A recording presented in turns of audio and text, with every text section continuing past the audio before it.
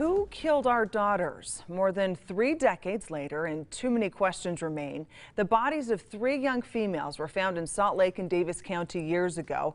At the time, police claimed the murders were all connected, tying the same gun to each of them. One person was eventually arrested and put in prison, but now there are even questions surrounding that arrest. Behind every crime, there's a story, and the truth matters. Here's ABC4 senior crime and punishment correspondent Marcos Ortiz with the Justice Files. Some of the victims' families say the pain of the murders runs deep even after all these years. And what still angers them was the way it was investigated.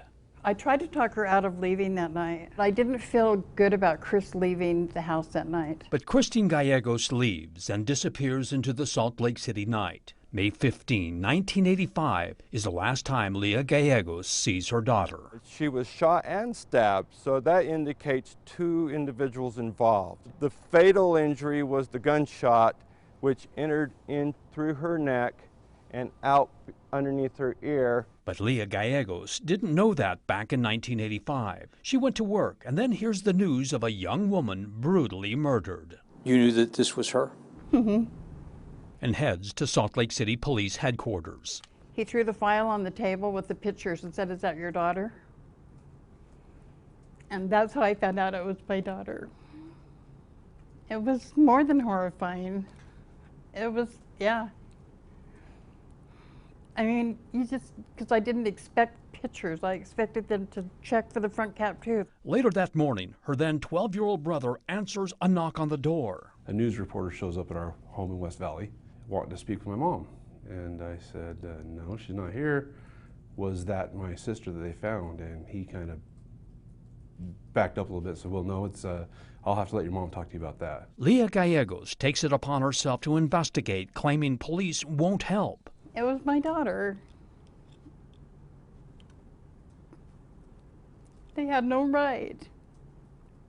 April 1986. There's another murder at a convenience store in Layton. The 20-year-old is shot multiple times. Robbery's the motive. Carla Maxwell's murder investigation goes nowhere. That is until the next month. That's when a shooting on a Salt Lake City street claims the life of a 25-year-old woman. Lisa Strong is wearing headphones as she heads home that night. Shots wake up the neighborhood. It happens across the street from Tina Schroyer's home. I heard the shot and I woke up.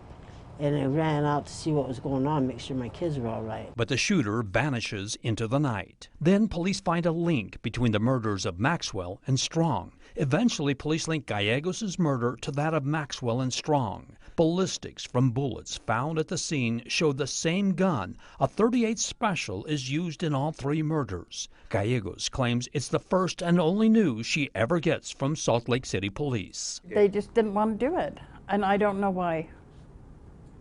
They had their theory, and that was the end of it.